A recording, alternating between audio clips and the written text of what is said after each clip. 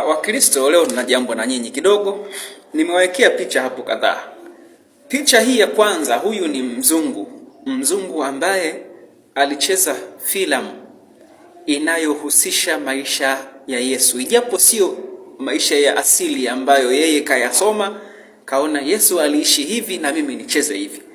Hapana, ijapo Yesu hakuishi vile, lakini yeye kwa fikira zake kwamba Yesu aliishi hivi na mimi ngoja niigize maisha yake. Lakini katika moja ya watu wanaojutia duniani, huyu mzungu anajutia kwa nini alicheza ile filamu. Kwa sababu gani? Kwa sababu ile filamu imepelekea yeye kuabudiwa picha zake za ile filamu, kuabudiwa picha zake katika nyumba za ibada za Wakristo. Mpaka leo anajuta, kama yupo hai ama amekufa, lakini majuto hayo hayatokatika mpaka anafufuliwa siku ya Kiyama. Sasa basi, Wakristo, unajua mnashindwa kushika akili. Siku zote mnabishana, dini ya Ukristo, dini ya Ukristo. Lakini mbona tunashindwa kuwa na akili? Unajua watu wenye akili ndio maana wanasilimu, kwa sababu wanatumia akili zao kufikiri dini ya kweli iko wapi. Kwa sababu hizi dini usitegemee tu kitabu peke yake.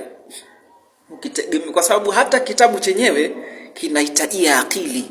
Unaweza ukasoma vitabu vya dini zote, lakini kama akili ya kufikiri vizuri kuhusiana na kile ulichokisoma kama huna, basi wewe utabaki kuwa mjinga siku zote. Kwa hivyo katika hili natakiwa tufikiri. Huyu ni mzungu kacheza filamu tu, lakini picha zake watu wamezichukua, wameziweka katika majumba ya ibada, wanaziabudia. Lakini sio huyo tu. Na huyu pia aliyecheza kama ndio huyo mnamuita Bikira Maria, na yeye pia wamechukua picha zake, tena wengine wametengeneza mpaka masanamu, wanamuabudia kanisani kwa kudai kuwa huyu ndiyo mama yake Yesu. Hiyo ni akili potofu. Jamani, watu wamebarikiwa kusoma shule za duniani, lakini mtu mbona anashindwa kusafirisha mawazo? Yaani huyu mzungu ndo tumechukua picha zake na masanamu yake, na huyu eti Maria, huyu naye mzungu wa kike huyu Maria, tunaweka kanisani, tunaziabudia Yesu, tunaomba Yesu. Hebu tujaribu kutumia akili zetu vizuri. Tumepewa akili ili tutumie kufikiri. Umeona kama hapo washatengeneza sanamu la huyo mzungu wa kike, huyo wanaidai kuwa ndio Maria, wanamheshimu kabisa, wanamweka hapo katika nyumba za ibada. Au mapadri sijui ndo mapasta, wanamweka ili waanze kumwabudia kwa kudai kuwa ndio mama yake Yesu. Huyu tujiulize kitu kimoja.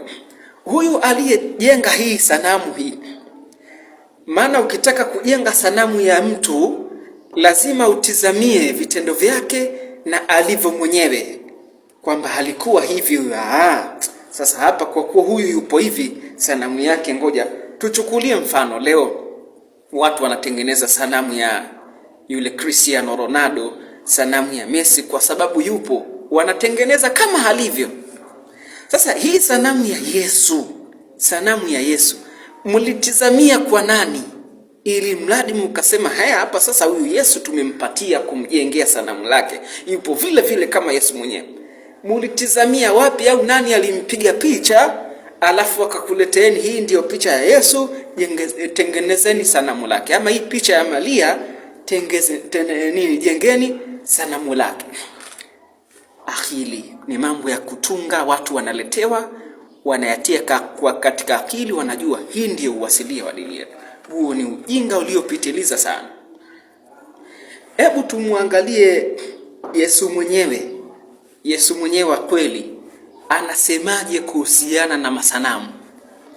Tutazame andiko, fungua andiko Kutoka, tuanze Kutoka 24. Kutoka 24 inasema hivi. Anakataza kuhusiana na masanamu hiyo. Anasema usijifanyie sanamu ya kuchonga wala mfano wa kitu chochote kilicho juu ya mbingu wala kilicho chini ya dunia, kilicho chini duniani, wala kilicho majini chini ya dunia. Katazo hilo. Lakini leo watu wamechukua masanamu wanayaweka katika nyumba za ibada, Yesu, Yesu, Yesu. Haya maandiko hamuyaoni? Tuwache hiyo. Andiko lingine la makatazo ya sanamu, Yesu mwenyewe anasemaje? Tuangalie Mambo ya Walawi 26:1. Inasema hivi: mnaambiwa jamani, watu nyinyi, msifanye sanamu yoyote wala msijisimamishie sanamu ya kuchonga wala mnara, wala msiweke jiwe lolote lililochorwa katika nchi yenu ili kusujudia, kwa kuwa mimi ndimi Bwana wenu. Muona kazi hiyo? Watu wamekatazwa wasiweke katika nchi, lakini wao wameona si nchi tu, wakachukua misanamu wanaiweka katika nyumba ya ibada mbele kule, ndio wanayabudia. Kachukuliwa huyu mzungu kaekwa kule, Yesu, Yesu, Yesu. Tutumieni akili zetu kuwaza na kufikiri dini inataka nini. Sio tunabaki kubishana siku zote, bishana.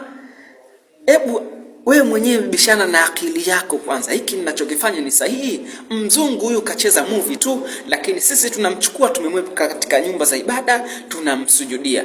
Huyu Maria, picha yake nani alimpiga picha? Sisi tunamjengea sanamu. Muona sanamu ile, wakubwa wazima wana akili zao, ndio viongozi wa makanisa wanachukua sanamu lake wanaliweka katika kanisa ili kuanza kuliabudia. Mungu kakataza. Tuwe na akili, tutumie akili sana. Yesu kakataza mambo hayo. Tusipende kubishana wa Kristo. Hizi picha msiziabudie, kwa sababu hawa ni binadamu wacheza movie, wazungu. Mumewajaza makanisani. Ukipita katika makaburi mengi ya Kikristo utakuta misanamu ya Yesu imejazana katika kaburi, misanamu ya yule mwenyewe aliyokufa kajengewa sanamu. Ni ujinga. Tusafirishe mawazo. Kabla hujabishana na mtu, anza kubishana na akili yako.